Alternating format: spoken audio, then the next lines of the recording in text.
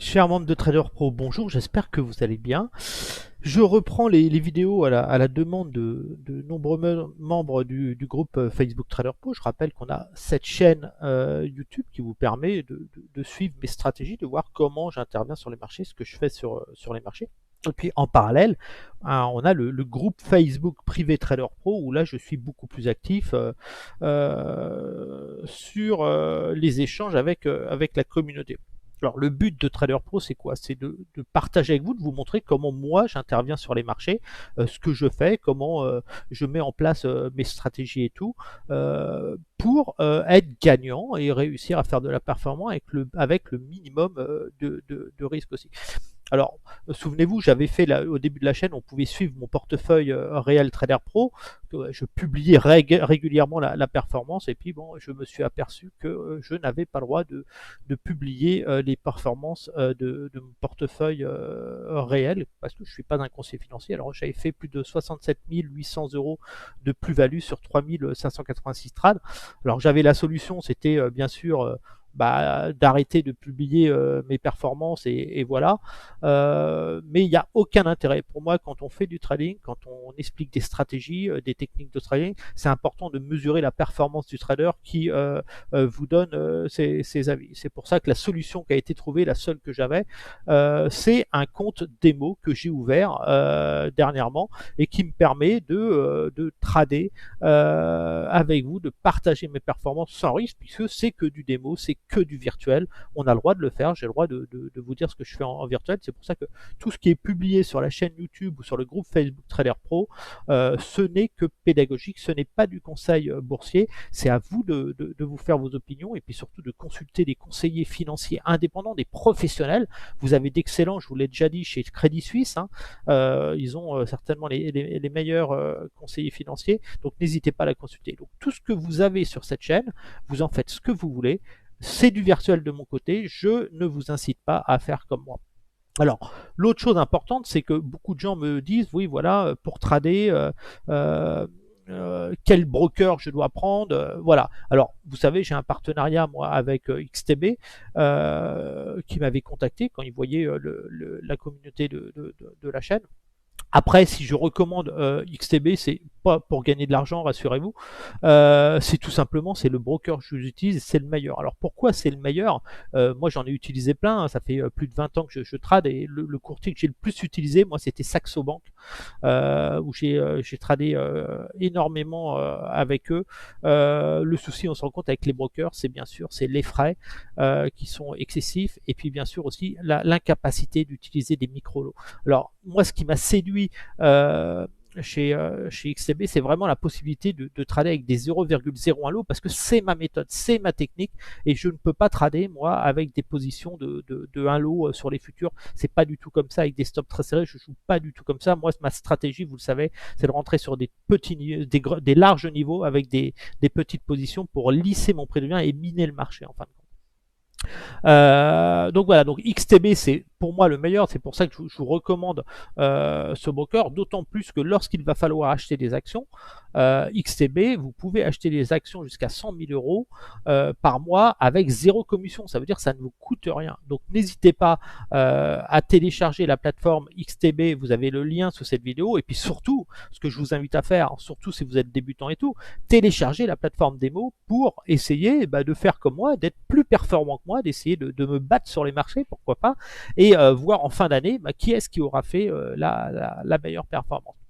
Donc voilà, vous avez en complément toutes les analyses, vous savez, moi je travaille énormément avec les fondamentaux, donc vous avez vraiment tout le contenu sur le Facebook Trader Pro. Alors vous le savez, en 2021, qu'est-ce qui s'est passé en 2021 avec l'arrivée de l'inflation? J'ai vendu les marchés. Vous m'avez suivi pendant plusieurs mois et je vous ai montré mes performances semaine par semaine sur mon portefeuille et vous avez vu les performances que j'ai fait puisque mon portefeuille actuellement est à 220, un petit peu plus de 220% de plus-value depuis le 15 août 2021. Et ce portefeuille va encore évoluer à temps. Je n'ai pas le droit de vous montrer les positions et ce que je fais sur du portefeuille réel, mais je pourrais vous montrer mes performances de temps en temps. Donc voilà, donc le but quand j'ai créé le portefeuille démo Trader Pro, c'est de faire exactement la même chose. Alors l'inconvénient, c'est ça me fait passer du temps parce que ce que je fais sur mon portefeuille réel, je le fais aussi sur le portefeuille démo, c'est un peu une copie. Mais voilà, j'essaye d'être rigoureux et je trade ce portefeuille démo comme je trade mon portefeuille réel. Je ne triche pas, je n'essaye pas de prendre plus de risques. Et voilà. Et puis vous savez, je vous explique régulièrement tous les trades que je fais, hein, pourquoi je les fais et tout. Et voilà. Donc, comme vous le savez, j'ai fait la baisse moi de 2021 jusqu'à la fin de l'année 2022. Après, on a eu le gros rebond. Alors, ce gros rebond pour moi, c'était une opportunité pour vendre.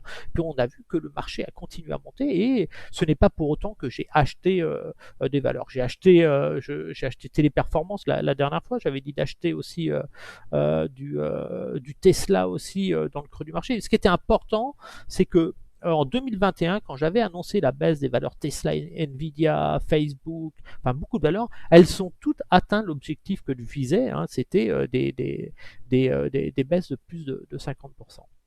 Donc voilà. Donc pour l'instant, moi, je n'achète pas d'actions. Pourquoi je n'achète pas d'actions? Parce que les fondamentaux ne sont pas en phase avec mes stratégies. Ce n'est pas parce que le marché monte, ce n'est pas parce que le marché est proche de records historiques qu'on est sur un bon timing d'achat long terme. Pour moi, les cycles économiques sont vraiment ce qu'il y a de plus important. Et nous ne sommes pas à l'aube d'un cycle économique expansionné.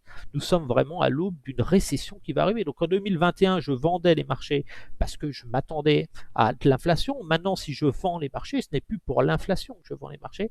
Je vends plus les marchés maintenant, pour faire simple, parce que je m'attends à une crise dans le crédit qui va générer bien sûr une crise immobilière, je vous en parlais en 2022, et l'arrivée d'une récession, ça veut dire qu'une hausse du chômage, une perte de pouvoir d'achat des ménages, malgré une inflation qui restera très élevée, et bien sûr des défauts de paiement sur les crédits. Les gens sont énormément endettés, ne sont pas en mesure de supporter la hausse des coûts et en même temps la hausse de l'inflation. Donc la récession, c'est quelque chose de cyclique, hein, il y en a régulièrement, comme après la pluie le beau temps, c'est pareil.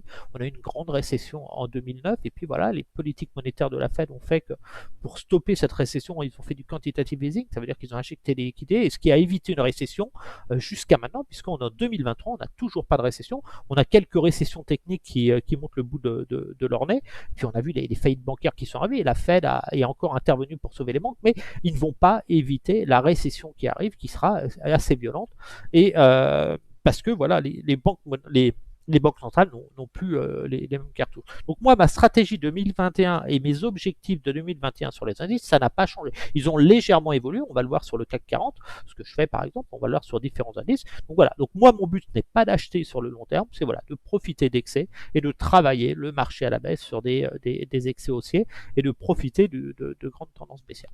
Donc on va regarder un petit peu ce que j'ai fait sur le portefeuille. Alors pour l'instant, le portefeuille, il est en négatif, hein, puisque vous voyez, j'ai un solde de 20 671 euros et je suis à 18 994 euros. Je ne suis pas en gain encore, donc j'ai fait des plus-values, des gains, j'accumule des gains, mais je garde des positions en portefeuille. Donc qu'est-ce que j'ai fait ces derniers temps? On va regarder depuis la création du portefeuille. Hop, on va le mettre sur tout. Voilà. Donc voilà, donc j'ai pas tradé beaucoup, hein, comme vous souvenez-vous quand vous suiviez mon portefeuille réel Trader Pro, généralement les gains moyens mensuels étaient à peu près entre 3 et 5 000 euros, et je faisais 200 trades, 250 trades. Alors là on est dans un haute tendance, hein, puisque j'ai créé le portefeuille démo Trader Pro dernièrement, donc voilà, je ne peux pas être agressif. Mon but c'est que je me mets en place, et puis quand je vais avoir ma tendance, c'est là que ça va aller très très vite. Donc voilà, donc mon but c'est de rester toujours, vous savez bien, j'ai mes compteurs ici, c'est au-dessus de 90% de trades gagnants en prise de bénéfice. Bon, j'ai 809 euros de gains que j'ai pris, mais je suis en moins-value attente parce que vous allez voir, j'ai été pénalisé sur le Japon, que je vends le Japon.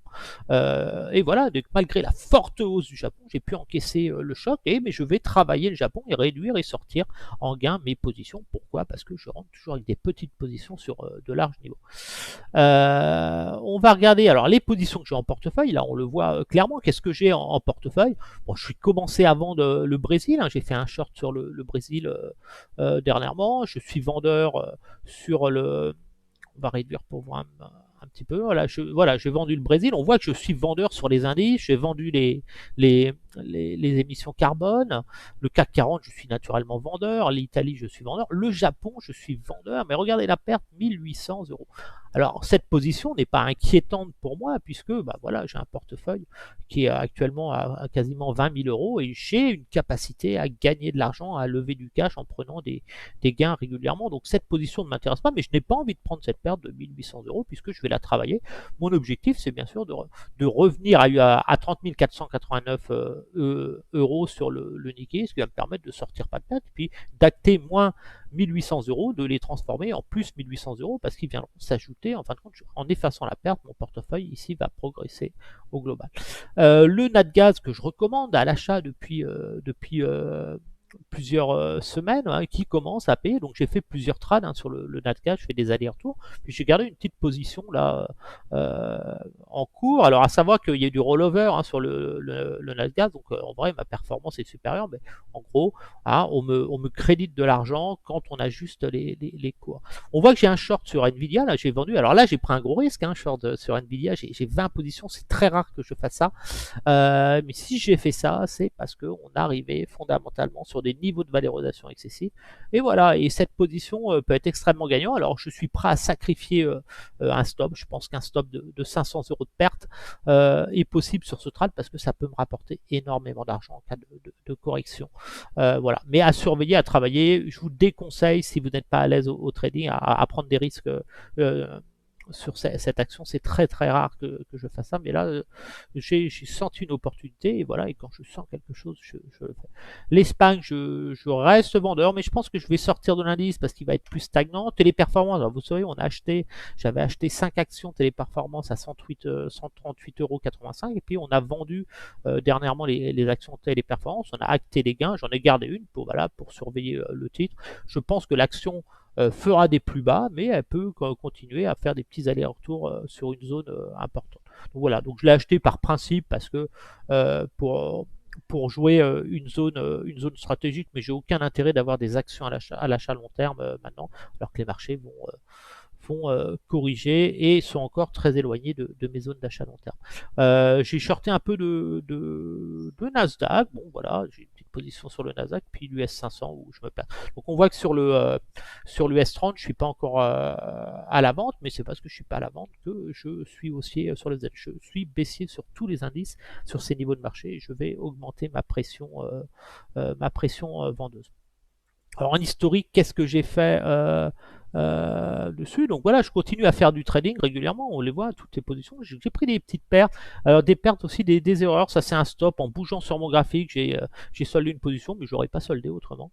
Voilà, j'ai pris une perte Natgaz aussi. Alors là, c'est une prise de bénéfice en fin de compte, mais avec le rollover, en fin de compte, j'ai été crédité sur mon capital et voilà, ils m'ont ça fait une moins-value, mais qui n'est pas une moins-value réelle. Et j'avais pris un stop ici que j'avais joué sur le Nasdaq. Voilà, quelques pertes, mais dans l'ensemble, ce qui m'intéresse, c'est de maintenir, de continuer à prendre énormément de gains comme ça régulièrement pour, en fin de compte, même si j'ai des moins-values en portefeuille, que mon capital ici progresse rapidement.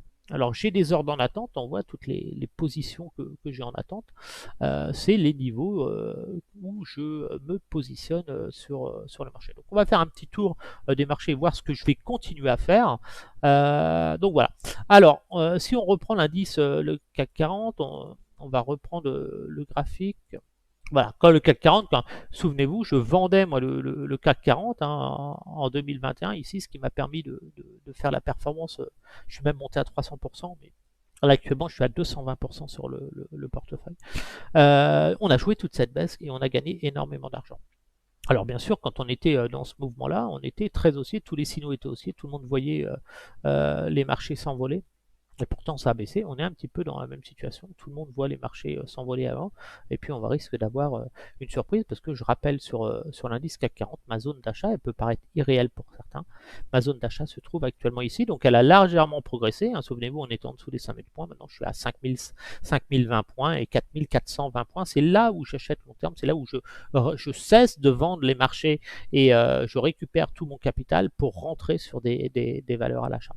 Voilà. Donc là, le scénario, moi, je vois une correction qui va arriver parce que les fondamentaux ne sont pas là.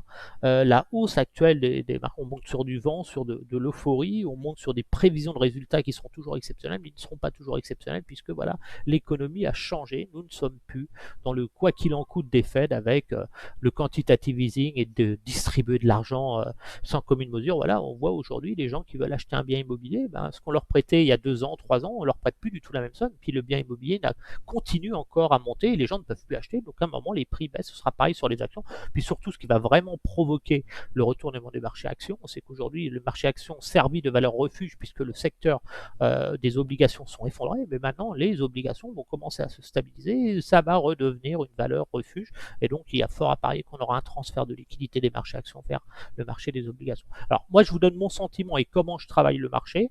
C'est-à-dire que quand je vends le marché, je sais que le marché monte. Je vends quand le marché monte et j'achète quand le marché baisse. Je ne fais pas l'inverse. Donc voilà, je vends, mais je ne vends pas n'importe comment pour pouvoir tenir mes positions, faire tourner mes positions pour profiter ensuite d'un gros mouvement baissier. Donc moi, pour moi, le scénario que j'ai en tête sur le CAC, on est plus dans un scénario de ce type. Là, on est alors, j'avais pour objectif qu'on pouvait même pousser à 7008, mais là on voit vraiment une zone de stress, donc je ne sais pas si on dira jusque là, mais je vois plus un mouvement correctif, un grand mouvement de ce type. Alors une grosse baisse, on essaiera de le remonter, je pense qu'on ne remontera pas pareil, mais on va avoir un mouvement baissier. Donc moi je vise clairement, c'est ici que j'achète, hein. Je n'achète pas long terme, hein. Je dis bien je n'achète pas d'actions long terme tant qu'on n'est pas revenu dans cette zone-là. Donc on pourra avoir un mouvement de ce type sur le marché avec une situation qui se dégrade économiquement, une récession qui arrive et après redémarrer plus sereinement. Donc voilà, donc j'achète pas sur ces niveaux-là, je ne pense pas que les indices vont continuer à s'envoler. Donc je mets en place des stratégies et je vais vous montrer comment je mets mes ordres sur les... C'est un petit peu pareil sur tous les indices. En gros, je vise toujours les 50%. C'est le prix moyen de l'indice CAC 40. Alors, on va regarder les ordres que j'ai mis. J'ai un ordre ouvert. Alors là, on voit mon ordre. On voit que je suis vendeur ici sur le CAC 40. Je gagne 8,20 €. Donc voilà. Et mon objectif sur le CAC 40, celui-là, on va le laisser. On verra si un jour j'ai raison. Je vise bien sûr la zone des 50% ici. Alors je ne mets pas de stop puisque tout simplement je travaille et une poussée du CAC, même à 7001, ne va pas m'handicaper sur le marché. Après, rien ne m'empêchera si vraiment il y a des poussées encore haussières de jouer des rebonds techniques, on en fera peut-être, mais pour l'instant, je ne suis pas acheteur du CAC 40, tout simplement parce que si je regarde sur ce moment, on a eu cette première vague ici, on a eu une vague haussière ici, on a eu une première poussée, hein, la deuxième ici, voilà, et puis la troisième ici, voilà. Et là, on est vraiment dans une phase où on est en train de faire une phase de consolidation. On pourrait voir une vague de Wolf ici qui permet d'avoir une cible au moins une cible de consolidation, au moins revenir sur là. Donc je m'attends plus à un mouvement baissier, c'est pour ça que je vais travailler, en plus l'été arrive, à travailler un mouvement comme ça, et puis aller chercher seulement ici, et après plus bas ici. Donc là, aucun moment, même si ça remonte, je vais travailler l'indice à la baisse régulièrement. Les rebonds seront des zones de vente pour moi. Je vais regarder si je suis pas en échelle logarithmique. Bon, très bien. Donc là, ce qui m'intéresse aussi sur le CAC 40, on voit bien, alors toujours, hein, vous savez, moi j'utilise les moyennes mobiles, les MA exponentielles sur les cours les plus hauts. Pourquoi? Parce que je suis en marché baissier, je joue une contraction de l'activité, donc ce qui m'intéresse c'est de vendre les prix élevés. À l'inverse, quand je suis dans un cycle haussier, en fin de compte, que j'appelle économique, je vais aller chercher les prix les plus bas, donc je n'utiliserai pas les mêmes moyennes mobiles. Si on regarde les moyennes mobiles ici, on voit bien que j'utilise les prix les plus bas. Donc là, quand à un moment je me dirais on sera le CAC est entre 5000 4400 points, là ça va m'intéresser de passer sur les moyennes mobiles des cours les plus bas pour vraiment gratter le prix et le marché. Donc là on voit bien, on a eu un signal d'achat ici MA avec cette poussée, signal de consolidation. Voilà, le plus haut est plus haut que les précédents et les plus bas plus haut que les précédents. Nouveau signal d'achat, et puis là on a eu un signal de vente, hop ici, faux départ haussier, puis nouveau signal de vente. Donc là on est vraiment dans une phase de consolidation et je ne serais pas surpris de revenir tester des supports inférieurs. Alors j'aime bien moi aussi pour tracer les supports inférieurs, utiliser les graphiques en ligne, ça me permet de vraiment mesurer les points bas et les points cibles, et je pense que le prochain point cible, il se trouve sur ce niveau-là. Donc ce mouvement-là, je vais aller chercher ce niveau-là. Si vous utilisez les Akinashin, vous voyez, vous avez des pics, mais vraiment le prix, voilà, c'est vraiment ce prix-là, les 6900 points. Donc je m'attends plus à un mouvement de ce type. Donc là, on voit que j'ai ma position en 2, donc je pourrais prendre mes gains, mais il me reste plus qu'une position. Mon but, c'est vraiment de gonfler cette position pour aller chercher ce mouvement-là. Après, on aura certainement une zone de rebond, et puis après, une nouvelle zone de base vers les 6300 points. En gros, ce signal de vente 4 heures devrait générer, si on passe en daily, ici, ce signal de vente 4 heures qui est doublé, hein, devrait générer un signal de vente de ce type. On est en train de le former, signal de vente, et qui va faire cette baisse. On va avoir un mouvement, et c'est là qu'on cassera, on arrivera à faire un plus bas cette fois-ci. Dans les moments, voilà, on a cette tête à épaule ici, hein, qui est en train de se faire. Donc on va avoir un gros mouvement baissier, à un moment, c'est évident, et puis on va venir taper ici, rebondir, et puis c'est là qu'on aura ce stress ici, où tout va jouer après, et un retournement de marché. Après, on va titiller là, et puis après, on aura purgé le marché. Donc, il va falloir du temps. Certainement 2024, on sera déjà bien effondré. Donc voilà, donc on est dans cette phase ici, la phase que vous voyez ici, là, cette phase-là, ici, c'est exactement la même que je jouais en fin de compte en 2021. C'est cette phase-là. Voilà, donc là, je vendais dans cette zone-là en 2021. Voilà, j'avais même commencé au mois d'août. Hein, imaginez, au mois d'août, j'avais commencé ici, donc le marché continue à monter. Donc souvenez-vous, au début, je perdais de l'argent, et puis à un moment, c'est tombé, et c'est là que mon portefeuille s'est envolé. Bah, là, je suis un petit peu dans la même politique, hein, puisque sur mon portefeuille réel, je rappelle que j'utilisais mes retracements. On va utiliser ce retracement-là qui était sur le plus bas. On va le mettre à peu près, voilà. Ici, j'utilisais ce retracement-là, et moi j'ai commencé à vendre l'indice, le rebond, hein. Donc moi j'étais en position de force, hein. Quand vous avez vendu ici, que vous êtes là, vous pouvez vendre, donc voilà, mais d'une façon intelligente. Moi je vendais la zone, voilà, j'ai commencé à shorter la zone là, ici, le rebond ici, donc j'avais joué ce mouvement-là, et puis à un moment on a eu cette envolée, cette cassure ici, et puis la tête à épaule que je vous disais qui offrait ce potentiel. On le voit bien, cette tête à épaule ici, là, qui est dessinée ici, qui m'a fait mettre en pause mon portefeuille en fin de compte, hein. J'étais flat, voilà, on voit bien cette tête à épaule. Puis là on a eu le rallye haussier, et cette tête à épaule ici, hein, on peut mettre la ligne de coup ici, hein, on va le voir. Voilà, hop, on va utiliser un petit triangle. Là, vous avez voilà, le potentiel haussier de l'indice. C'est pour ça que vous voyez cette ligne rouge ici, c'était le potentiel de cette tête. On n'a pas réussi à la rallier. Donc voilà, donc les fondamentaux, hein, que ce soit en géopolitique, tout se dégrade. Donc je m'attends, alors pour la fin de l'année, je m'attends une envolée des matières premières, une reprise des matières premières, avec une reprise de la hausse de l'inflation. Je m'attends pas à une baisse des taux d'intérêt. Les banques centrales sont pris au piège, elles ne peuvent pas. Donc voilà, donc la petite stagnation, ça va attirer les gens, je pense, du marché action. Beaucoup vont vendre ici pour commencer à revenir sur le marché obligataire, qui va commencer à se stabiliser, même si je pense qu'il y aura encore des décrochages, mais le crack obligataire, ce qui s'est passé, c'est quelque chose de dramatique. Donc voilà, donc pour moi, le mouvement qu'on a là, ici, là, ce mouvement-là, ici, vous le voyez ici, on est là, ce mouvement-là, ici, tac, tac, tac, comme ça. Hop là, je ne l'ai pas enregistré.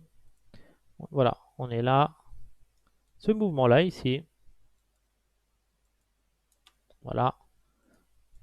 Vous avez un petit peu le même mouvement ici. Vous êtes exactement dans le même mouvement, et puis derrière, ça va donner. Donc là, vous avez eu cette première phase baissière, le pullback. Là, vous avez la première phase baissière, le pullback. Et vous êtes à l'aube, vous voyez, de l'accélération baissière. Donc moi je vais vendre, alors ça se fait pas en une journée, vous n'allez pas vous réveiller, sauf si vraiment il y a un effet, une panique sur les marchés. Donc là maintenant, moi je vais vendre des zones. On va regarder, alors déjà là j'ai mis en place un retracement baissier, ce qui va me permettre de jouer la baisse sur des niveaux, de gérer ma puissance. Donc voilà, donc on sait déjà que je suis déjà vendeur sur les retracements. Donc ordre en attente, donc on voit clairement que j'ai mis déjà ici des ordres sur les 38, les 50 du mouvement baissier ici. Donc si ça remonte, je serai vendeur. Donc là, les gains, je ne les prends pas. parce que je vais être présent si ça baisse, si ça remonte, je vais juste me renforcer, je vais garder cette position pour aller chercher des plus hauts. Mais je commence à vendre ici. On voit bien que j'ai là les MA daily, là des ordres, j'ai un ordre ici, un ordre ici, c'est très bien sur les MA daily. Puis on va aller chercher aussi, toujours pareil, des zones. On ne sait pas où est-ce que ça peut aller, mais on va aller chercher des prix. Donc voilà, sans essayer de mettre trop d'ordre au même endroit. Le but, c'est prendre.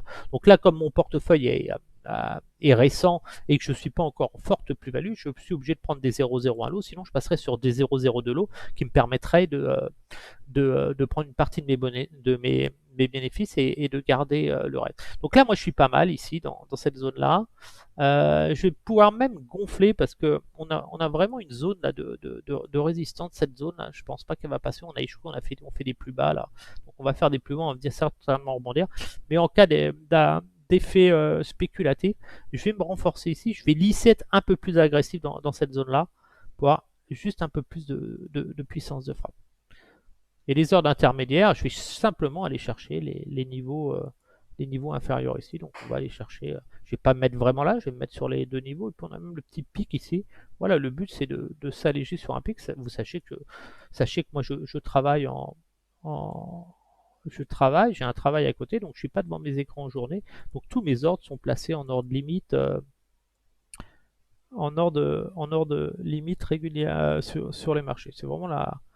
Celui-là, je vais le garder, j'irai chercher un peu plus bas. Voilà, celui-là, on va les laisser traîner un peu. On va aller chercher des zones un peu plus bas, ce niveau-là. Sachant que je vise les 5020 points actuellement, l'entrée de ma zone d'achat long terme. Donc voilà, là je suis bien ici, sur le CAC, aucun souci. Si ça rebondit, je n'hésite pas à vendre, et puis je prends des gains, et puis je me replacerai, ainsi de suite. Je prends des gains, par exemple si j'ai une accélération baissière, bah, je prends des gains, et ainsi de suite. Donc là, on voit bien que ma position est là, j'ai déjà pris du gain sur le CAC 40, j'ai fait des petits trades, j'ai pas fait grand chose, hein. Si on prend historique, gain sur le CAC, comment je pourrais voir? CAC, j'ai pas fait grand chose sur le CAC. Voilà, j'ai fait 98 euros. Ouais, j'ai fait des petits trades, hein, mais bon, ça, bah, c'est 98 euros. Voilà, bah là, je vais continuer à faire la même chose. Donc là, voilà. Bon, voilà, peu de choses. Ce qu'il faut comprendre, c'est que voilà, de toute façon, on va revenir à 6365, cette zone-là. Donc là, on va descendre comme ça, certainement durant l'été. Donc il y aura des rebonds, il faudra les vendre régulièrement. Le DAX, je suis vendeur du DAX. Alors, il me reste plus grand chose sur le DAX. J'ai une position là en perte de 60 euros sur le DAX. Ici, là, c'est vraiment le support à ne pas casser, hein, vous voyez. Donc là, ce support, hein, vous le voyez, utilisez toujours les graphiques en ligne. Ça va être un support daily, je pense. Voilà, le support daily ici. Donc là, c'est facile, hein, de voir la théorie de dos. Vous voyez vraiment les niveaux grâce aux graphiques en ligne. Et là, on a vu un plus haut. Et puis là, est-ce qu'on va faire un plus bas? Donc moi, je vends le DAX sur des niveaux stratégiques. Alors là, on est le prix ici. Là, j'ai pas d'ordre. Je vais placer un ordre sur la MA ici aussi. Là, j'en mets une sur la MA. Voilà, vous lissez sur de larges niveaux. Et puis quand ça monte, ça descend, vous prenez les gains et vous replacez. Là, je suis pas mal. Donc là, on voit bien le retracement. Par contre, le retracement, je n'utilise pas les graphiques en ligne sur le retracement, j'utilise toujours les excès. Et là, on voit bien que je vends les retracements automatiquement. Et là, j'ai le 23% qui correspond à la MLA. Donc là, je vais me laisser un peu de marge. Parce que de toute façon, j'ai déjà une position. Si ça baisse, je gagnerai sur la position. Et puis ça ne veut pas monter, j'ajusterai au fil du temps. En 4 heures, on est où? 4 heures, on commence à avoir un signal de short 4 heures qui va être généré. On voit bien, on a eu un beau mouvement déjà baissier, donc on pourrait avoir ce mouvement-là. Hein, donc on peut avoir ce mouvement-là, c'est un rebond comme ça avant de revenir là. Donc c'est intéressant de capter ces zones-là. Personnellement,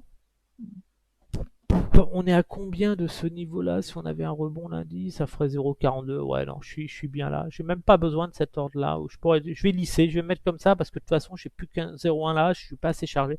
Je vais vraiment rester comme ça. Je vais placer les retracements là et je vais aller chercher vraiment le niveau inférieur et le DAX. Voilà, le DAX, vous êtes dans cette phase ici, hein, dans cette phase où on va avoir ce mouvement-là, on va se retourner, et puis à la fin, vous aurez un signal de vente daily, et puis de gros short. Donc c'est maintenant qu'il faut vendre, c'est dans cette zone-là qu'on vend, on fait plein d'allers-retours jusqu'au moment où ça décroche pour être en position de force, pour mettre le paquet. Donc le DAX, je vais vraiment chercher ce niveau-là. On va chercher des niveaux intermédiaires. Ici, on pourra chercher des gains aussi ici. Voilà. Après, il est possible de faire beaucoup de solutions. Le but, c'est de prendre des gains et de ne pas prendre de pertes. Le DAX sur le long terme, je rappelle sur le DAX, mon niveau d'achat sur le DAX, on voit bien que quand j'étais short, je vais supprimer ça pour y voir un peu plus clair. Ça a peu changé, hein, parce que mon niveau de ma zone d'achat sur le DAX était, si je reprends ici, ma zone d'achat sur le DAX était ici et était dans cette zone-là. C'est ma zone d'achat DAX. On voit bien quand on était, on va supprimer les ordres parce qu'on voit plus rien. Quand on a eu le crack Covid, on voit bien, on est descendu sur les 38. Alors j'hésite encore parce que là, on est là. Le DAX est quand même solide, donc j'aurais plus tendance à viser cette zone-là. C'est vraiment la zone-là que je vise. Le point bas, on ne cassera pas lui-même, mais voilà, le retour dans cette zone-là, c'est vraiment ce qui m'intéresse. Entre 10 400 et 8 500, c'est vraiment où je vais aller sur le DAX. On sera encore sur des niveaux de prix extrêmement intéressants. Donc là, typiquement, on serait dans un phénomène où on aurait un double sommet comme ça, et puis après une baisse de ce type. Et après, plus un mouvement de.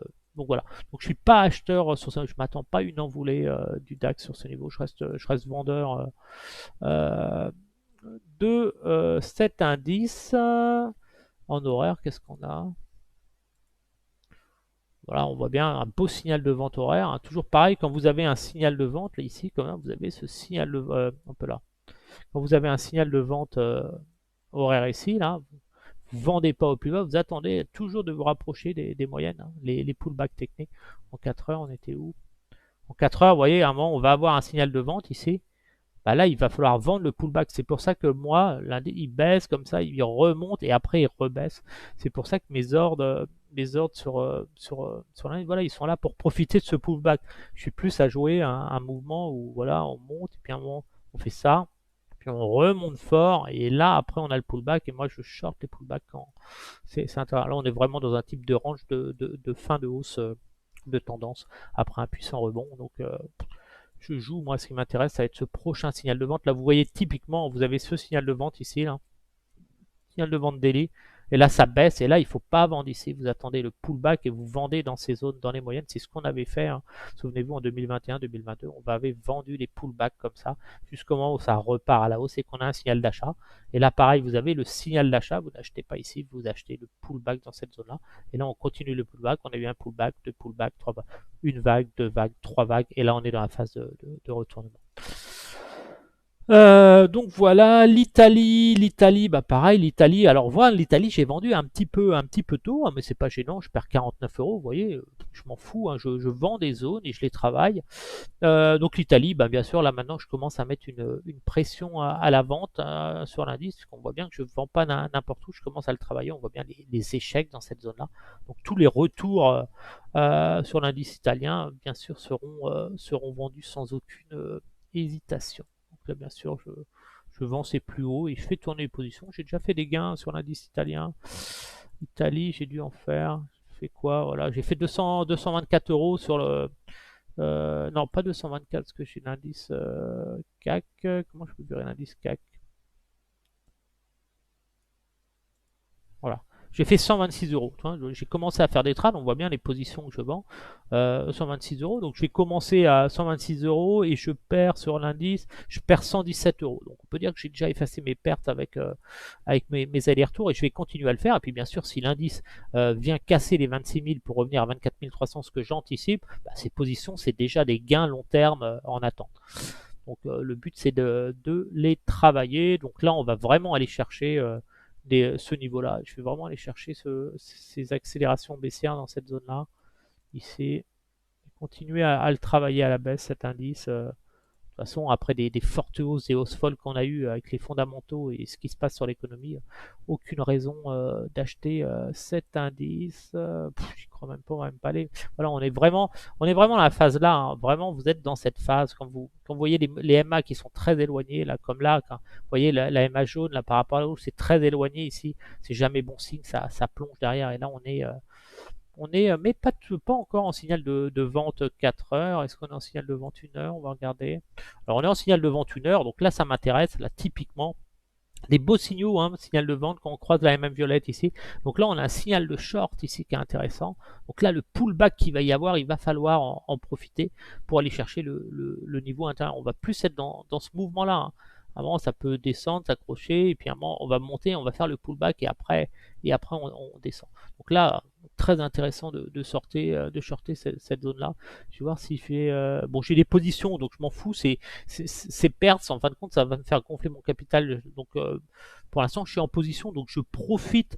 Je profiterai de toute façon, même si mes ordres ne sont pas enclenchés. Je regarde juste si je peux en mettre ailleurs. Voilà, ce qui est intéressant là, la zone de short de toute façon idéale, elle est là, hein, et elle est vraiment dans les MA ici là. Les pousser dans les MA dès qu'on remonte dans cette zone là, les deux ordres là ont très peu de chance. Je les garde parce que des fois on a des poussées spéculatives, mais j'y crois pas, j'y crois pas, j'y crois pas. Donc vraiment la zone, ici là, toute cette zone là ici, c'est une très belle zone de short. On voit bien si on revenait là pour aller chercher les plus bas ici. Lucassan, ils ont du souci à se faire. Les Britanniques sur leur économie, bon, eux, déjà, ça se dégrade fort. On est en signal de vente daily, là. Signal de vente daily, voilà, c'est validé. Donc là, le prochain pullback est shorté. Je vais vendre toutes les moyennes. Donc là, je vends, je vais être agressif. J'ai plus de position sur l'indice, j'ai pris tous mes gains. Qu'est-ce que j'avais fait sur Lucassan? J'ai pas dû prendre beaucoup parce que j'ai pas tradé beaucoup, alors que c'est un indice que je trade d'habitude. J'ai fait 83 euros. On voit, c'est vraiment les trades que j'ai fait. J'ai pas fait grand chose dessus. Alors, souvenez-vous, hein, dans ma stratégie, moi, c'est des petits gains que je prends. Hein, et plein de petits gains font des gros gains. Donc, ne croyez pas que c'est en prenant des grosses positions que vous gagnerez plus. Vous prendrez beaucoup plus de pertes que moi et vous finirez ruiné. Donc là, moi, je vais commencer à gonfler. J'ai un signal d'achat. Moi, j'ai plus de position. Donc là, alors, j'aime bien aussi travailler au visuel. Par exemple, on voit des zones, des grands mouvements. Donc moi, j'aime bien travailler avec des écarts types. On voit que mes heures, là, ils sont positionnés sur les 50 et les 61 du mouvement baissier ici. Donc voilà, donc j'aime bien, ça me donne des écarts types et en fin de compte, ça me permet de vendre. On voit que je vends à peu près tous les 50 points. Mais je vais replacer un ordre ici quand même, parce que là, j'ai quand même un signal de short daily et je vais aller chercher bien sûr ce niveau inférieur. Là, je suis pas mal.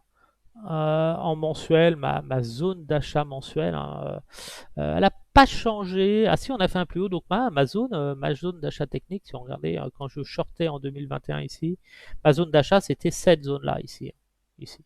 Donc on voit, on est tombé après, hop, ici, on a eu cette zone ici, après on a eu un gros rebond. Mais là, ma zone est intéressante ici. Alors bien sûr, ce mouvement-là, ça a été l'effondrement de la livre sterling. Franchement, moi, je reviendrai à l'achat dans cette zone-là, sur cet indice. On voit bien, là, on a des rebonds ici, on a eu des rebonds là, cette zone ici. Voilà. Ici, ça me paraît pas mal aussi, mais on aura des pics, donc j'aurais plus tendance à me placer. De toute façon, toujours, hein, quand vous achetez long terme, il faut toujours acheter le plus proche possible des 50% de retracement du prix long terme. Donc ce prix, il évolue, hein, les 50% quand on était ici. Voilà, les 50% étaient là, donc vous auriez acheté ici à un moment sur la baisse. Ouais. Hop, voilà, hop, le prix, non, je dis des bêtises, quand vous étiez ici, hop, vous auriez acheté une correction, tant qu'on n'a pas, donc là vous avez fait un plus haut ici, donc sur la baisse, les 38, les 50, là vous auriez loupé. Donc prenez, regardez comme ça, étudiez les graphiques pour voir où est-ce qu'il rebondit le plus souvent, 38, 50, sur les gros cracks, là c'est un gros crack. Là, il faudrait vraiment rentrer sur 3 zones. Moi, personnellement, je m'attends à quelque chose de dramatique pour la Grande-Bretagne avec la sortie de le Brexit qu'on a eu et tout. Ça va pas être aussi facile que les orans. Donc voilà, donc là, je short ce mouvement. J'ai pas de stress avec ça. On voit bien, on est les plus bas de plus en plus bas, les plus hauts ne font pas de plus haut. On voit bien des belles zones de short aussi, un beau signal de short ici. Puis là, on voit bien ce piège à la hausse, hein. Alors que les moyennes n'ont pas croisé et ça continue à descendre. Donc je reste baissier. De toute façon, je suis pas acheteur moi du marché. Je suis pas acheteur. US 100. US 100, alors là, US 100, pourquoi j'hésite? Parce que je pourrais avoir une panique un petit peu sur le Nasdaq et un refus sur ces valeurs. Ce qui m'inquiète sur l'US 100 actuellement à court terme, j'y crois, mais les acheteurs voient cette tête à épaule ici. On voit bien, on a une tête à épaule qui leur donne un potentiel ici. Donc voilà, donc ils s'accrochent un petit peu. On voit bien, on a une tête à épaule ici qui est en train de se dessiner et qui est en train d'avorter là, petit à petit. Donc cette tête à épaule, vous passez en graphique linéaire, vous allez mieux la voir ici. Voilà, on peut dire qu'elle a avorté, mais voilà, ça vous donne un potentiel quand même où les acheteurs y croient encore. On a vraiment ce potentiel de hausse qu'on aurait qui serait, vous voyez, le niveau que j'avais mis, c'était 39 700. Donc voilà, je surveille, je n'y crois pas. Je n'y crois pas, sachant que moi, sur le, euh, le Dow Jones, souvenez-vous, ceux qui me suivent, sur le Dow Jones, hop, voilà, on voit bien les mouvements correctifs sur le dos quand on était sur ce niveau-là. Je rappelle c'était pas loin, on était en 2019. Hein. Il est revenu tomber sur les 38%. Après, on est arrivé en 2021 quand j'ai ça, on est tombé sur les 23%. On n'a pas encore fait les 38%. Donc moi, je suis plus sur ce mouvement-là, sur le dos. On a un rebond. Ici, on rebondit bien, on est porté. Et puis après, on va venir ici. Donc, je suis plus sur ce mouvement-là. Donc moi, je vise les 23 000 points sur le dos. Et je suis persuadé qu'on va casser les 28 000 points à un moment. On va rebaisser. On est vraiment dans une figure un rebond technique et c'est la conséquence de la cupidité qu'on a eu ces dernières. On est vraiment dans un mouvement. Je vais enlever ça, c'est plus simple. On est vraiment dans ce mouvement-là. On est dans une phase, voilà, un grand biseau et puis à un moment ça va dégueuler, c'est inévitable. Donc voilà, donc j'ai pas encore de position. Je vais peut-être commencer à le shorter. Hein. Je vais regarder ce que je peux faire dessus, histoire de placer un ordre. Où est-ce que je pourrais le placer? Donc là, on voit bien ce mouvement baissier, ce retracement, il m'intéresse quand même ici. Mais là, je passe en Akinashin pour voir. Voilà, ici. Toujours sur les plus hauts, hein, les retracements, c'est toujours sur les grands changements de temps. Là, on voit bien les 76, les 78%. On est vraiment là. Là, on a vraiment une zone qui m'intéresse. Donc là, je vais essayer de capter si on avait une poussée. Peut-être laisser traîner quelques petits ordres ici, là. Celui-là, il me paraît pas mal.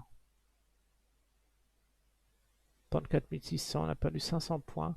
On est toujours dans ce signal d'achat. Je vais plus attendre un signal de short daily qui est en train de se faire. Donc là, ça peut m'intéresser quand même. Pour un mouvement de ce type. Moi, je vais laisser un ordre traîner voilà, sur les MA ici. Je vais laisser un ordre traîner là. Ça me ferait une perte de combien si jamais il y avait une envolée? 22 euros. Je serais capable de tenir même les plus hauts historiques hein, sur le dos, je pense, avec une position ici. Ça me ferait une perte de combien? Ouais, ça me ferait une perte de 117 euros. Donc voilà, j'ai de quoi tenir, mais je pense que si on revient là, je vais à un moment pouvoir prendre quelques gains de 20 euros certainement.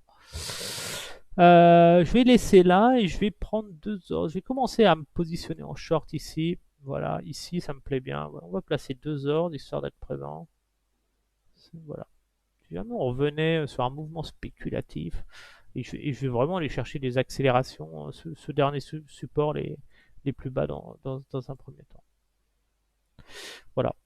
Voilà. Le S500, je commence à le vendre, le S500. J'ai une première position ici en perte de 36 euros. Et puis là, je commence à redevenir agressif sur le SP500. Voilà, on est monté fort. J'attends un pullback technique. On a eu un signal d'achat, on a un pullback. Donc là, on va un retour dans les MA. Donc moi, ça m'intéresse de shorter, la correction, histoire de me placer. Et puis voilà, pour jouer des mouvements plus copieux. SP500, je rappelle que j'achète sous 3000 points. Le SP500, je n'achète pas sur ces niveaux-là. Ici, est-ce que j'ai une MA qui pourrait m'intéresser? Alors j'aime bien utiliser les MA 4 heures. Hein.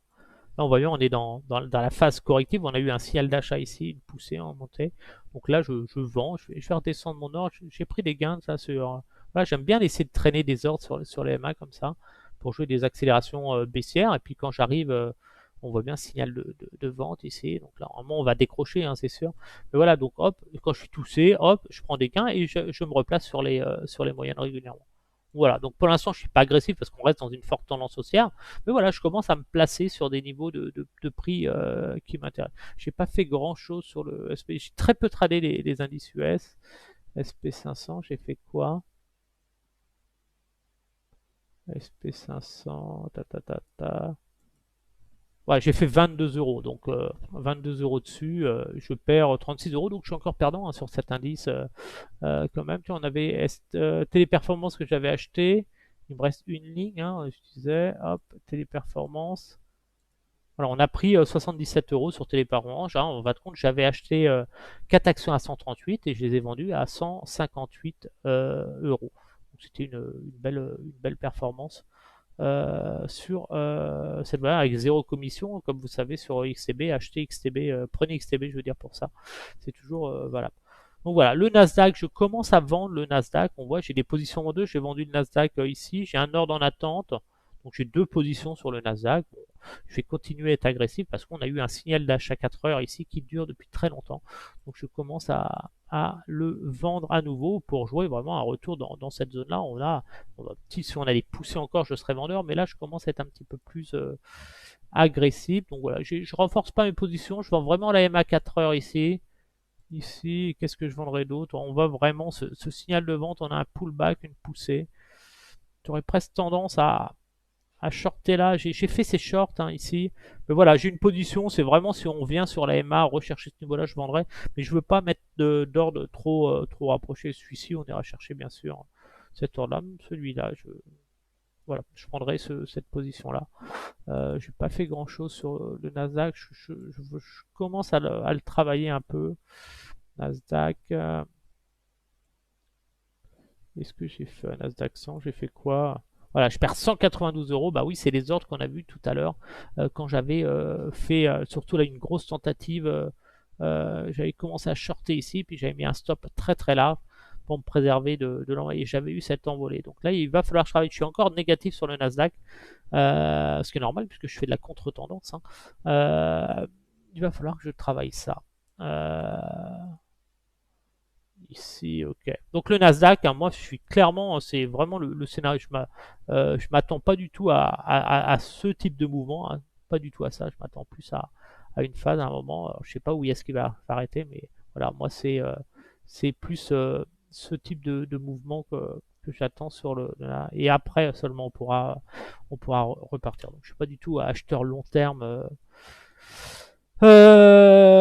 Du Nasdaq. Le Japon. Alors le Japon, je me suis fait je me suis fait rincer sur le Japon, c'est ma plus grosse perte. Mais voilà, ça vous montre aussi pourquoi il ne faut pas paniquer quand vous êtes en train. Mon portefeuille, il n'est pas en danger non plus et ça ne va pas m'empêcher de faire du gain.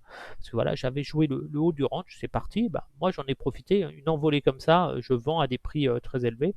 Donc voilà, donc le but, ça va être de réduire ce prix de revient. Donc plus il va baisser, plus je vais récupérer les pertes, plus mon gain ma perte va diminuer et plus mon portefeuille va progresser. Le but maintenant, c'est de réduire mon prix de revient pour être gagnant le plus rapidement possible et ne pas prendre des pertes sur cet indice que je vends.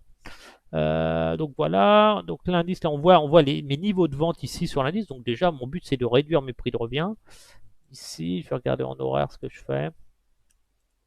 Est-ce que je peux vendre sur des niveaux là on a vraiment cette impulsion, donc on va certainement venir chercher mon ordre. Je vais le descendre un petit chouïa ici pour être présent dessus. Voilà, rebond sur ce support là, on voit bien les supports en ligne, on voit bien on est en train de rebondir dans cette zone là. Donc là, signal de vente daily, donc je joue le pullback, hein, signal de vente H1 je veux dire, je joue un pullback je joue un mouvement pullback et puis après une descente à nouveau. Je vise les 30 000 points au minimum sur le Nikkei. Hop, voilà. Donc là, je vais commencer à vendre. On voit bien, on a eu un signal d'achat délicat et puis là, on commence à plier. On va voir une phase corrective qui est en train, donc elle va pas se faire tout, on va monter comme ça, on va descendre, tac, tac, tac. Et donc là, le but, c'est quand on arrive sur les 31 600 que j'ai fait le maximum de trades pour récupérer les pertes que j'ai ici, de façon que si je prends des pertes ici, bah, sur l'ensemble de mes positions, j'ai pris plus de gains que de pertes ici. Donc voilà, le Natgaz, je recommandais d'acheter le Natgaz. Alors là, voilà, on commence à avoir des signaux d'achat. Donc là, j'achète ça. Moi, je n'arrête pas d'acheter. Je rappelais, si vous avez vu les dernières vidéos, je disais, on achète, on accumule. J'avais des ordres à la traîne. Donc là, bah, je laisse traîner des ordres. Je regrette quand même par ici, j'ai loupé un trade ici quand on était ici. On est revenu tester le support des 23%. J'avais pas d'ordre dessus, bon tant pis. Donc là maintenant je commence à les jouer les 21%, je laisse des ordres dessus. J'achète bien sûr les MA ici. Voilà, donc là je vais commencer à être un peu plus agressif. Ici, je vais aussi placer un ordre dans les MA quand on a des mouvements baissiers. Ici, là, je vais me placer là. Donc placez-vous entre les deux, cherchez pas vraiment, c'est vraiment des pics, c'est vraiment acheter les bons. Voilà, mais là je commence à être à devenir agressif sur le Nasdaq. Ça veut dire que toute correction sur le Nasdaq, à partir de maintenant, j'achète et je joue des accélérations. Je vise sur le Nasdaq. Là, on voit bien la zone où j'achète, hein, je l'avais expliqué, hein, toute cette zone là, ces zones de consolidation. Je vise sur le Nasdaq. Tac. Voilà, donc si ça baisse comme ça baisse, ça remonte, je prends des gains, je garde juste quelques positions derrière. Le but c'est, voilà, on voit bien, on est en plus arrivé, donc il y a de grandes chances qu'on ait une correction à venir. On voit bien, on est dans ce canal, on a buté là, on a buté là, donc là, il faut plus s'attendre à le mouvement que je joue maintenant. Mon but c'est les 3,50, mais c'est surtout les 3,30 ici. On va être plus dans un mouvement, voilà, on a buté, on va faire, et puis à un moment on va baisser comme ça, tac, on va se faire peur encore, et puis hop, et puis après on va repartir. Voilà, et puis à un moment, vous allez décoller et vous allez générer les signaux d'achat des lignes. Mais il faut du temps. On voit bien que les moyennes, on commence, on est dans une phase de remonte, un petit drapeau, et puis à un moment, on va se faire peur. Donc voilà, donc c'est capter et prendre des petits gains sur des accélérations. Voilà, Nvidia, bah, j'ai shorté Nvidia, je l'ai fait aussi sur mon portefeuille réel, je devrais pas le dire. Mais voilà, j'ai shorté Nvidia. Voilà, parce que je vise une correction au minimum sur cette valeur qui est complètement folle. Je rappelle que j'avais vendu moi en 2021, en août 2021, on était où? Août 2021, tac tac tac, j'avais vendu dans cette zone-là, hop, et j'avais renforcé dans ces positions-là. J'avais vendu tout en 2021 et puis je visais, c'était les 500 $, je crois, à l'époque qu'on visait. Le cours a été divisé par 10, je crois, ou 5. Enfin, ceux qui me suivaient à l'époque savent qu'on a vendu au plus haut et que les objectifs ont été atteints. Donc voilà, donc cette poussée sur l'intelligence artificielle, c'est toujours pareil, ça me rappelle la bulle internet où quand tout est nouveau, tout le monde se précipite, et puis après on a une grosse purge, et après il reste que vraiment que les entreprises qui étaient sérieuses. Donc Nvidia est sérieux, mais le problème sur Nvidia, c'est bien sûr la capitalisation qui est vraiment astronomique. Hein. Un PE ratio de 222 avec un PB de 43, c'est énorme, puis surtout elle ne verse aucun dividende.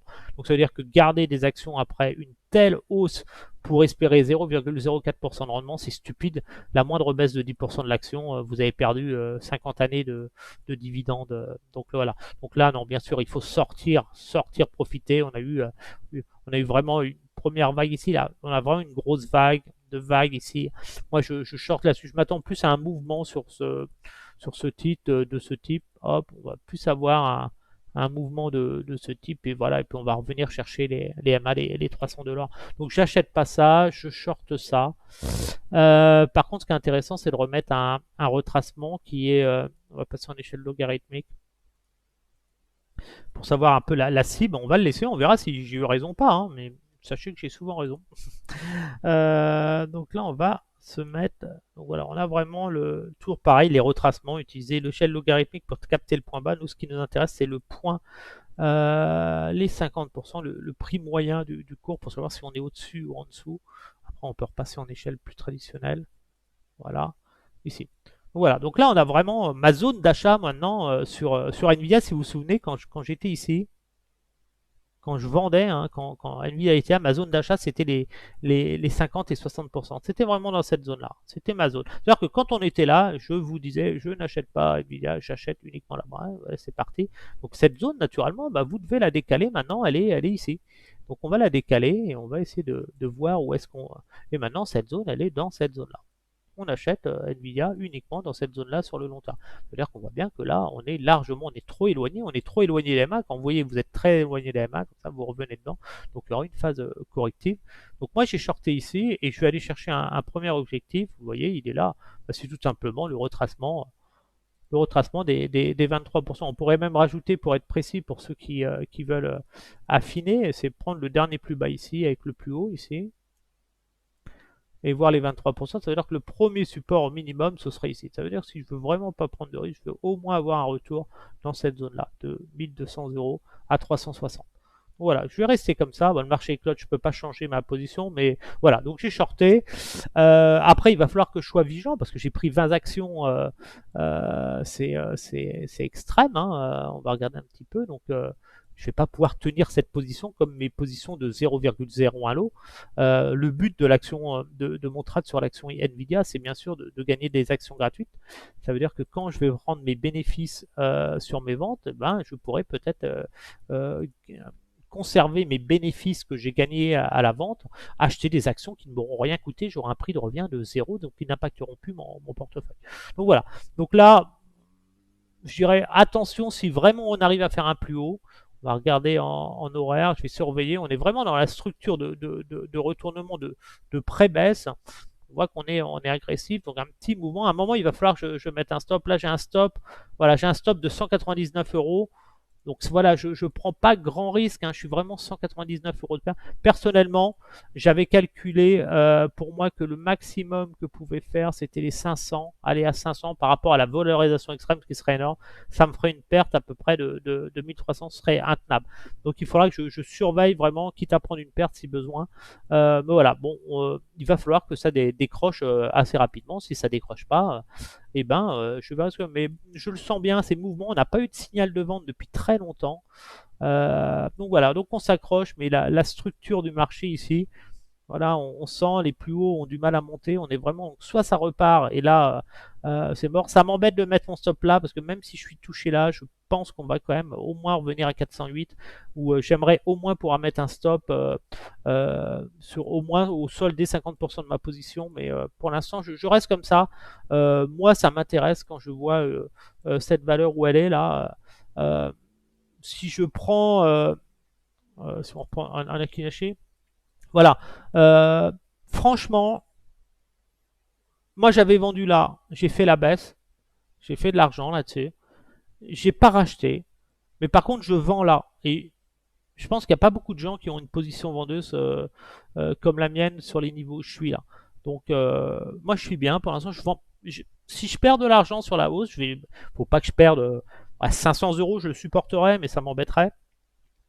Mais voilà, pas de regret parce que j'ai pas vendu n'importe où. J'ai pas vendu n'importe où et je vends pas uniquement pour des raisons techniques, graphiques. Moi, c'est vraiment les fondamentaux quand je regarde la valorisation et combien de fois elle est valorisée et ce que les rendements. Je veux dire, des gens qui ont acheté là, qui ont fait les plus-values, ils n'ont aucun intérêt de garder cette valeur. Parce que même s'ils baissent de 10%, ça suffirait pour perdre des sommes énormes qui sont inutiles. Je veux dire, l'argent est fait. Garder l'action 10 ans, ça vous va rapporter 0,04% par an de dividendes. 0,04% par an pour prendre le risque de pas de, de voir l'action baisser, mais personne va garder ça. Là, on est vraiment de la folie acheteuse et je pense il faut sortir à tout prix de Nvidia. On n'achète pas sur ce niveau-là. On vient au moins chercher les 200, des prix plus raisonnables. N'oubliez pas que l'action a quand même perdu ici et ça, le monde n'a pas tellement changé. Elle a perdu 68%. Donc, 68%, là elle a rebondi de 300%, donc si elle perd ne serait-ce que 30%, imaginez, 300 c'est pas grand chose une perte de 30% par rapport à la hausse. Hein. Ça veut dire que même si elle revenait sur les plus hauts là, de ce niveau-là, ici de son dernier record c'est 21%, donc elle peut perdre 21%. Puis beaucoup de gens en analyse technique vous diront, bah voilà, on a cassé ce plus haut ici, là, vous avez cassé ce plus haut là, donc là, bah, techniquement, les gens, ils jouent à un pullback technique s'ils veulent revenir à l'achat dessus. Donc il y a de grandes chances de revenir à 350. C'est pour ça que j'ai vendu et n'achetez pas cette valeur. Tout le monde vous dit d'acheter cette valeur. Petit point sur la valeur que j'ai en portefeuille aussi, téléperformance. Donc j'ai pas grand chose, hein, c'est histoire de m'amuser parce que je ne veux pas psychologiquement être là. Donc voilà, donc téléperformance, moi j'ai acheté ici, vous voyez, vous vous souvenez. Alors comment j'avais déterminé ce niveau-là? Bah tout simplement grâce au graphique en ligne, ce petit pic baissier ici. Donc j'ai pas acheté à 160 comme tout le monde a acheté. J'ai vraiment attendu ce niveau-là et c'est là que j'ai laissé traîner mon ordre. Hein, après, là, en dessous ce niveau-là, le prochain niveau d'achat, il est sur ce niveau-là. Il est toujours le graphique en ligne. Il est sur ce niveau-là. Ça veut dire qu'à un moment, Si l'action casse ce niveau-là, on ira à 115 et là, par rapport au prix actuel ici, ça vous fait une baisse quand même de 23%. Donc là, j'ai ma position qui est là, je la garde, je la surveille. Est-ce que j'ai intérêt de la garder? Elle me coûte rien hein, puisque j'ai gagné, c'est une action gratuite en fin de compte que j'ai gagné. C'est une action comptant. Euh, franchement, si là, combien je perdrais derrière si je j'ai qu'une action? Voilà, si elle venait à zéro, je perdrais 130 euros. Bon, à 8 euros. Je veux dire, elle est là. Je la garde par principe. Mais voilà, je pense qu'on va faire des plus bas. On est plus dans une structure on est plus dans un pullback un petit peu. On a le signal de vente, on a eu le pullback. Là, on est plus dans un pullback comme ça. C'est pour ça que je la maintiens. On va venir, on va essayer de s'accrocher comme ça. On est plus dans le pullback dans les MA. Puis à un moment, on va redescendre. Donc, je la garde pour l'instant pour le fun. Mais moi, j'ai fait mon trade. Hein, le trade, c'était 138, 158. Vous l'avez vu. Hein, j'ai historique si je prends téléperformance. Voilà, mon trade, moi, il a été fait. Pourquoi il met ça? Chez les autres, US 100, j'ai plus besoin. Voilà. Voilà, on a acheté, quand je vous ai dit j'achetais, j'achète rarement des valeurs hein, et je vends rarement des valeurs. C'est vraiment quand vraiment il y a des opportunités. Voilà, quand j'ai acheté Nvidia, j'avais pris 5 valeurs à 5 actions à 138,85. Voilà, je vous dis j'achète et je visais, voilà, ça me fait une petite performance. Mais voilà, mais je n'achète pas d'actions en ce moment, ça ne m'intéresse pas. Voilà pour le petit tour de marché. Alors, je vous invite à mettre un petit pouce bleu si la vidéo vous a plu, si vous voulez avoir d'autres vidéos, hein, parce que ça me prend du temps. Quand je fais ça, c'est vraiment un partage avec vous. J'espère que ça peut vous aider. De toute façon, vous pouvez me suivre sur mon Facebook Trader Pro, le groupe Facebook, où là, je pose les performances régulièrement, le suivi du portefeuille. Et puis sur la vidéo, bien sûr, aussi le suivi du portefeuille de mes stratégies. Voilà. Pour ceux qui débutent au trading, passez par un compte démo XTB. Vous avez le lien sur cette vidéo, c'est important. Entraînez-vous avant. Après, c'est ma méthode que j'applique. Moi, c'est une méthode qui me va. Voilà, la méthode, elle consiste à prendre des petites positions sur de larges niveaux et à prendre plus de gains que de pertes. Je prends très rarement des stops. Et à jouer surtout les fondamentaux et à avoir une bonne connaissance de l'économie, des marchés financiers, des politiques monétaires. C'est ce qui est important. Je suis très inquiet de voir que les gens achètent massivement sans regarder le prix. Beaucoup de particuliers vont à la catastrophe sur leur portefeuille boursier, leur PEA. Alors je suis pas quelqu'un qui un oiseau de mauvais augure, hein, comme certains pourraient dire.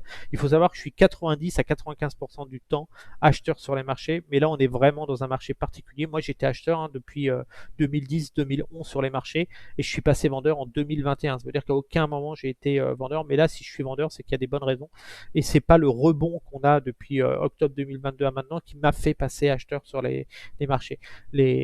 L'économie, les fondamentaux ne sont pas dignes d'un marché haussier. On est vraiment en dehors de la réalité économique et sociale de ce qui va arriver sur les marchés. Les actions montent, tout s'envole alors que tout se dégrade, c'est catastrophique. Et voilà, et on va autour de bâton. Et le problème, c'est que voilà, avec les médias, tout ça, les gens ont acheté des actions, on leur dit acheter des actions. Mais si on regarde les valeurs comme Téléperformance qui n'ont fait que s'effondrer, des analyses que j'ai fait sur Clépierre, Nexitis qui n'ont fait que s'effondrer, alors que les gens ils voient les indices monter, ils se disent ouais, l'indice CAC 40 ne fait que monter, donc il faut acheter beaucoup de valeurs. Il faut savoir que 80% des actions perdent de l'argent depuis 2021, ils vont continuer à le perdre. Alors on a été porté par le luxe, mais voilà, ça va qu'un temps. Sur ce, merci pour le pouce bleu, au plaisir de vous retrouver sur le groupe Facebook Trader Pro. Je vous dis à bientôt.